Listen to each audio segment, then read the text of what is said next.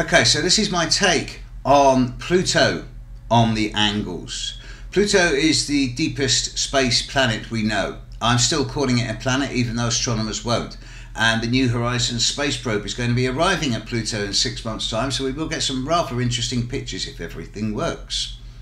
So what is Pluto in the 21st century astrological lexicon? Well, certain attributes have held strong with Pluto since its discovery. It's always been invisible and dark, so it's always represented the invisible sides of our life. Pluto is the unconscious, the subconscious, the transpersonal.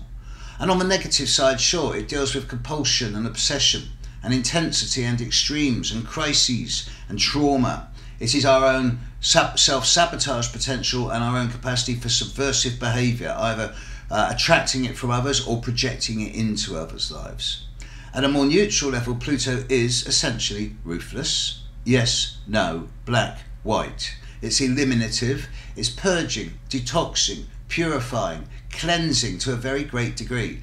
I often say to people when they're going through difficult Pluto transits, right, well, Pluto's on your Sun, Moon, Mercury, whatever, you're at the very bottom, so whilst you're down there, get the scouring pad out, because you can pull out all of the poison.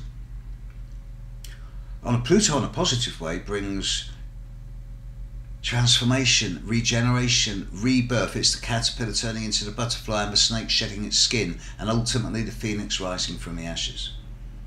Pluto on the ascendant is a really difficult position, make no mistake about it.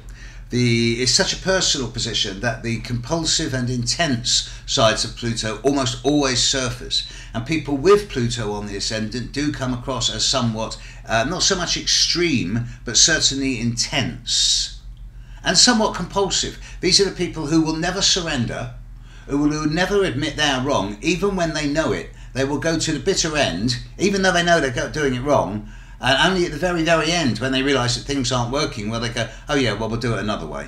But they have to find out that it's wrong, even if they know it originally. Pluto on the ascendant can bring a sense of narrow-minded focus to the point of intense obsession, so there's a need to watch out for this. Pluto on the descendant can also produce similar aspects. Here I'm looking more at the interaction one has with other rather than the interface one has with one's own unconscious and subconscious. When it comes to one-to-one interactions, whether it's personal and intimate, friend, social, professional, family, with Pluto on the descendant, there can be times in one's life where one has a fixation on other, where one can see in other what the other can't see. And the individual with Pluto on the descendant can see the good in other or the bad in other, which the other is blissfully unaware of.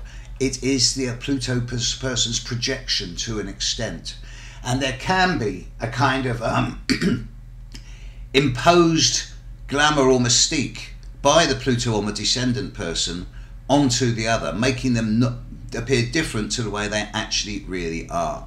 There is a need with Pluto on the descendant to beware finding oneself caught up in obsessive or compulsive relationships, whether that is at work or in terms of personal and intimate life.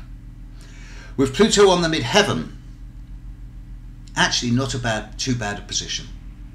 It gives the drive, the energy and the impetus to push oneself into and onto the outside world and be seen as someone who is both an achiever and very thorough and determined, to the point of never surrendering. But Pluto on the midheaven people always manage to get things done. They may go to extremes in their ways of getting things done, but they're always going to be successful. Pluto on the IC is actually not that bad a position either, depending on the aspects. If it's under difficult aspect, then one does have to look at very difficult situations involving abuse at some level, whether mental, emotional or physical, during childhood. But if Pluto's well aspected, then you're going to find that Pluto on the IC brings a kind of determined thoroughness to protect home and family no matter what. These are the people who would die to protect their home and their family, and often they will, because never surrender, not with Pluto. Pluto is never going to be able to be worked with consciously.